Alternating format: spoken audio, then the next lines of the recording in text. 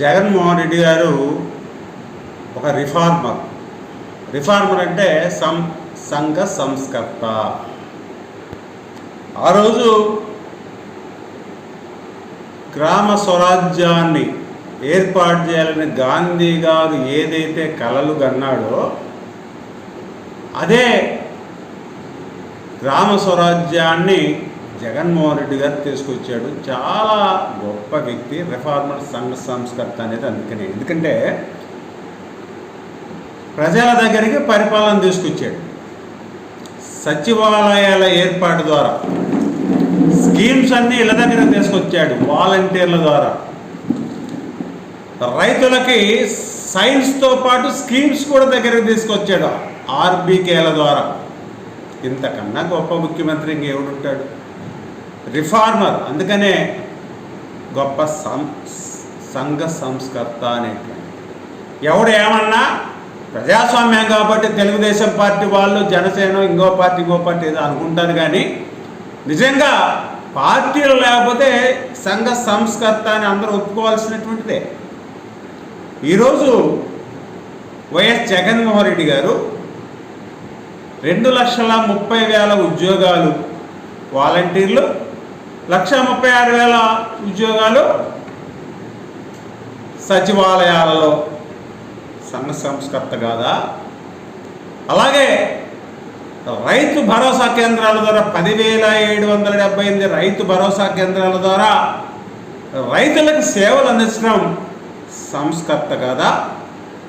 అన్నిటికన్నా ముఖ్యం, ఆ రోజు కందుకూరి వీరేశలింగం పంతులు గారు, రాజా రామ్మోహన్ రాయ్ గారు.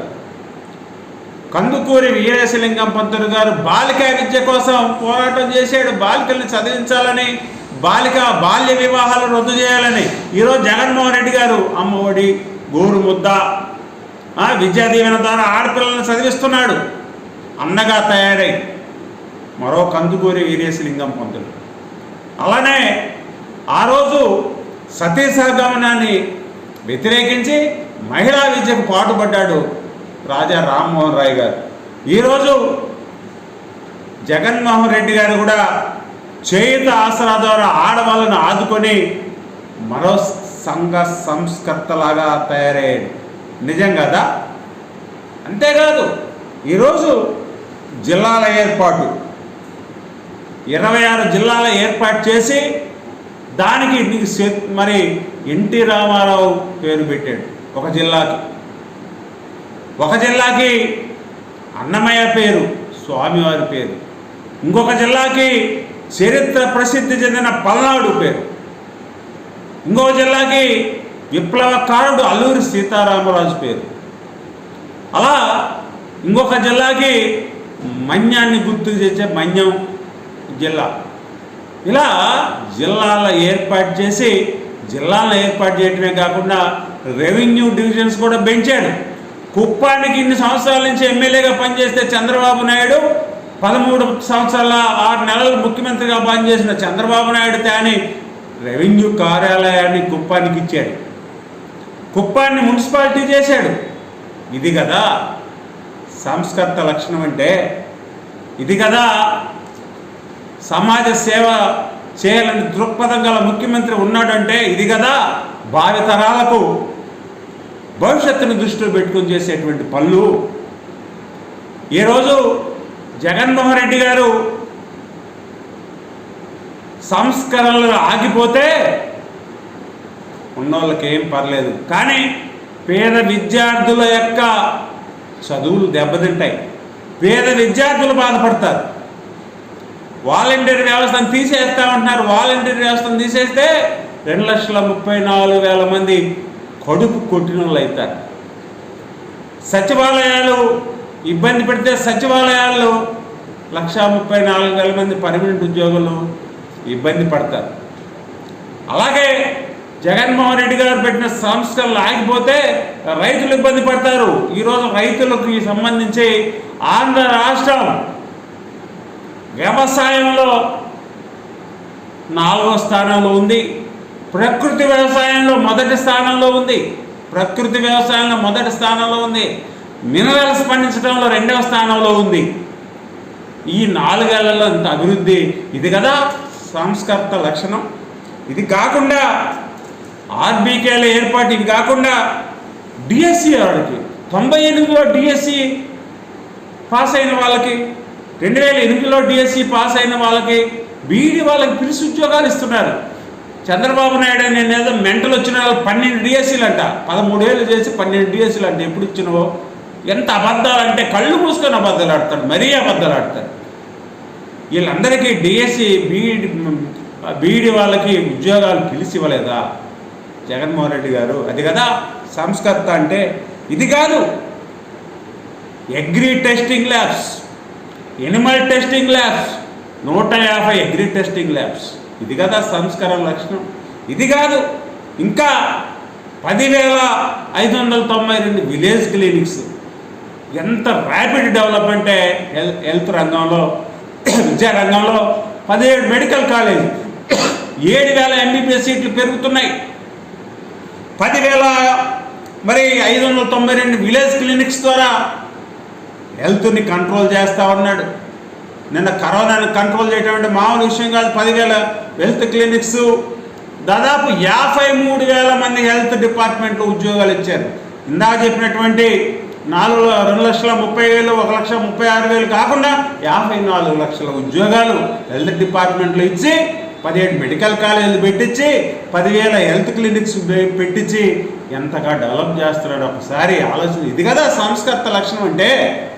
మరి ఆరోగ్య పరిరక్షణ కోసం ఆరోగ్యశ్రీలో 3,000 ప్రొసీజర్స్ని పెంచాడు, 750 హాస్పిటల్స్కి పెంచాడు. ఇది కదా ఆంధ్ర రాష్ట్ర భవిష్యత్తుకి పునాది వేయటం అంటే. ఇది కదా ఆంధ్ర రాష్ట్ర సంక్షేమాన్ని ఆశించడం అంటే. అలానే ఆడవాళ్ళకు ఆసరా, చేయూత, డ్వాక్రా రుణాలకి రుణమాఫీ ఇవన్నీ ఇస్తున్నాడు. ఇది కాకుండా లా నేస్తాం. ఆయనకు అవసరం ఏంది లా నేస్తం ఇవ్వాల్సిన అవసరం? లా చేసిన నేను లాయర్ని, మొదటి 3 సంవత్సరాలు నాకు పెట్రోల్ కూడా డబ్బులు.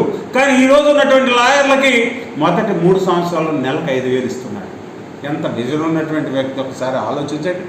ఇక విద్యా సంస్కరణలకి పదవేదు. అందువల్లనే నేను మొదట్లోనే చెప్పా, విద్యా సంస్కరణలను మనం ఆపేసుకుంటే, జగన్మోహన్ రెడ్డి గారికి పొరపాటున ఓట్లు వేయకుంటే, మళ్ళీ జగన్ ప్రభుత్వాన్ని తీసుకుని రాకుంటే మన కంట్లో మనం పొడుచుకున్నట్టే. విద్యా సంస్కరణలు ఆగిపోతే పేదవాళ్ళు, ఇవాళ చాలామంది పేదవాళ్ళు ఐఏఎస్లు, ఐపీఎస్, సివిల్స్ కూడా రాస్తూ ఉన్నారు, ప్రిపేర్ అవుతూ ఉన్నారు. వాళ్ళందరి భవిష్యత్తులో అంధకారమయ్యే ప్రమాదం ఉంది. ఇంగ్లీష్ మీడియాన్ని మరి కంటిన్యూ చేస్తూ వాళ్ళ చదువుల్ని కంటిన్యూ చేస్తారు విద్యా సంస్కరణ ద్వారా. నాడు నేడు హాస్పిటల్స్లో వేల కోట్ల రూపాయలు, 25,000 కోట్ల రూపాయలు. నాడు నేడు హై స్కూల్స్ దాదాపు 45,000 కోట్ల రూపాయలు. మరి ఇది అభివృద్ధి కాదా? అలానే రోడ్లు కూడా నువ్వు మొత్తం కూడా 20,000 కోట్లకైతే ఈరోజు దాదాపు 60,000 కోట్ల రూపాయల రోడ్లు విస్తరించడమే కాకుండా హైవేస్ కూడా పెరిగినాయి. దాదాపు 2,000 కిలోమీటర్ల హైవేస్ వచ్చినాయి ఆంధ్ర రాష్ట్రంలో. ఇది అభివృద్ధి కాదా? ఓరక నీకు ఈనాడు, ఆంధ్రజ్యోతో లేకపోతే నీ బాకా పత్రికలలో వేసుకున్నంత మాత్రాన నువ్వు అతని సంస్కర్త కాకుండా పోడు జగన్మోహన్ రెడ్డి గారు. మీ యొక్క కుల పత్రికలలోనో నీ సొంత పత్రికలను వేసుకున్నంత మాత్రాన అది నిజమైపోదు. జగన్మోహన్ రెడ్డి గారి సంక్షేమ కార్యక్రమాలు, అభివృద్ధి కార్యక్రమాలు అన్నీ కూడా జనానికి అందుతూ ఉన్నాయి. అందుకనే ఈరోజు దాదాపు 15 అవార్డులు వచ్చినాయి. యూజ్ ఆఫ్ డూయింగ్లో కానీ, ప్రకృతి సేద్యంలో కానీ, అగ్రికల్చర్ డిపార్ట్మెంట్లో కానీ, అలానే మరి సైన్స్ రంగంలో రైతులకు సంబంధించినటువంటి ఆర్బీకేలలో 10-12 రాష్ట్రాలలో ప్రారంభిస్తున్నారు. 2-3 దేశాలు కూడా ఆర్బీకే వ్యవస్థను ఫాలో అవుతూ ఉన్నాయి. ఇంతటి విజన్ అనేటువంటి ముఖ్యమంత్రిని మరి చూసామా? ఇంకోటి, ఆ రోజు గాంధీజీ కలలు కన్న స్వరాజ్యం, గ్రామ స్వరాజ్యం, సచివాలయాలు ఇవన్నీ పరిపాలన తీసుకొని రావడమే కాకుండా ప్రతి ఒక్కళ్ళకి కూడా ఇల్లు కట్టాలనేటువంటి ఉద్దేశంతో 30 లక్షల మందికి ఇళ్ల స్థలాలు ఏర్పాటు చేశాడు. ఇప్పటికే 22 లక్షలు ఇల్లు కట్టడం అనేటువంటిది జరిగింది. జగన్మోహన్ రెడ్డి కాలనీలు ఊర్లలో ఏర్పాటు చేశారు. దీనికి మరి ఇది విజన్ ఉన్నటువంటి ముఖ్యమంత్రి కాదా? మరి చేతి వృత్తుల వారికి 10,000 ఇవ్వటం కానివ్వండి, మరి 8,500 రైస్ బళ్ళను ఏర్పాటు చేసి నిరుద్యోగులకు ఉద్యోగం కల్పించలేదా? 7,500 108 104 ఏర్పాటు చేసి ఉద్యోగాలు కల్పించలేదా? పశువుల కోసం పశు సంచార వైద్యశాలలు ఏర్పాటు చేయలేదా? ఇవన్నీ కూడా నిజంగా ఎవడో ఏదో అంటున్నారు, రాజధాని కట్టలేదు, ఆంధ్రప్రదేశ్ రాజధాని అంటే అమరావతి అని వస్తుంది, ఈయన రాజధాని కట్టలేకపోయారని.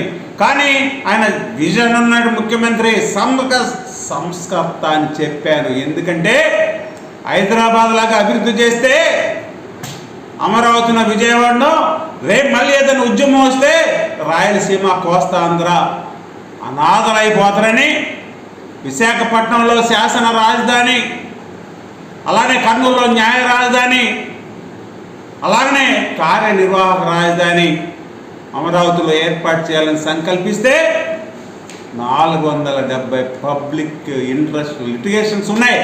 ఆ 470 హైకోర్టులో ఉన్న లిటిగేషన్స్ పూర్తి కాకపోతే ఎలా కడతాడా? ఎవడేవాడు కళ్ళు లేని కబోది యూజ్లెస్ ఫెలో మాట్లాడినోడు రాజధాని కట్టలేదని 470 పిల్స్ హైకోర్టులో సుప్రీంకోర్టులో పెండింగ్ ఉంటే ఏ ముఖ్యమంత్రి కడతాడు? కట్టకుండా చేసి మీరందరూ కూడాను చంద్రబాబు నాయకత్వంలో పనిమానులందరూ చేసి రాజధాని కట్టలేదంటారా? 470 పిల్స్ ఉన్నాయి, గుర్తుపెట్టుకోండి అని మనం చేస్తా ఉన్నాం. ఈ విధంగా పరిశ్రమల స్థాపన, విశాఖకి అంబానీని లేకపోతే బజాజ్ని వీళ్ళందరినీ పిలిపించి 17,000 MOUలు చేస్తున్నటువంటి మాట వాస్తవం కదా. 25,000 కోట్ల రూపాయల పరిశ్రమలు వచ్చినాయి. నువ్వేదో కియా ఒకటి చెప్తున్నావు, కియా లాంటి 15 వచ్చినాయి ఈరోజు. ఇదంతా వాస్తవాలు పక్కన పెట్టి, అంతేకాదు ఎస్టీ ఎస్సీ బీసీలకి నా ఎస్టీ నా బీసీ అనుకుంటూ జగన్మోహన్ రెడ్డి గారు వాళ్ళకి ఉన్న వాటికన్నా ఎక్కువ రిజర్వేషన్లు కల్పించడం జరిగింది. ఇది సంస్కృత లక్షణం కదా. మరి ఇలా కోస్టల్ ఏరియాని డెవలప్ చేసేటువంటి దృక్పథంతో ఈరోజు 10 ఫిషింగ్ హార్బర్స్ నిరుద్యోగ సమస్య తీర్చడం కోసం 5 ఓడరేవులు కట్టడం లేదా? కనిపించడం లేదా మీకు? భోగాపురం ఎయిర్పోర్ట్ కట్టి దానికి అనుబంధంగా అక్కడ డెవలప్ చేసుకుంటూ కోస్టల్ ఏరియాలో 10 ఫిషింగ్ హార్బర్స్ 5 ఓడరేవులు కట్టి డెవలప్ చేయడం మీకు కనిపించట్లేదా? ఇదంతా కూడా span of 5 years 2 years corona పోతే కేవలం స్పాన్ ఆఫ్ 3 yearsలో ముఖ్యమంత్రి సంస్కర్తగా, ఒక రిఫార్మర్గా, ఒక మంచి ముఖ్యమంత్రిగా, ఇటువంటి ముఖ్యమంత్రిని వదులుకుంటే ఈ రాష్ట్రం పేదవాళ్ళు ఇంకా చాలా కోల్పోతారు, మహిళలు చాలా కోల్పోతారు, రైతులు చాలా కోల్పోతారు. ఇదంతా కూడా ఆలోచించాలని మనం చేస్తా ఉన్నా. ఎవరో కొంతమంది పదవుల కోసం పోతారు, కొంతమంది కులం కోసం పోతారు, కొంతమంది పార్టీ కోసం పోతారు. ఇదంతా కాదు, ఆలోచించండి. చంద్రబాబు నాయుడు జిమ్మిక్కులు, పవన్ వెకిలియేషాలు, బీజేపీ వాళ్ళ లపంగేషాలకి మీరెవరు కూడా మరి లోను కావద్దు. ఆలోచించి మీరందరూ కూడా ఈ యొక్క సంస్కర్తని మళ్ళీ గెలిపించాలని, ఈ సంస్కరణని ఆలోచించాలని మనం చేస్తాం. నెల్లి రామకృష్ణారెడ్డిని గెలిపిద్దాం, మాచర్ల అభివృద్ధిని కొనసాగిద్దాం.